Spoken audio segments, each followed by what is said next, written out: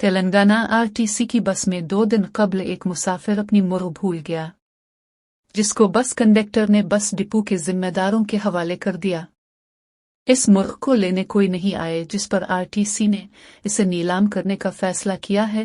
تفصیلات کے مطابق اس مہینے کی 9 تاریخ کو ورنگل سے ویملواڑہ جانے والی بس کریم نگر بس اسٹیشن پر رکی تو مسافر جو مرغ کو اپنے ساتھ چھپا کر لے جا رہا تھا بس کے اندر ہی بھول گیا۔ ساتھی مسافروں نے بس میں بیگ کو دیکھا اور معاملہ کنٹرولر کے علم میں لایا۔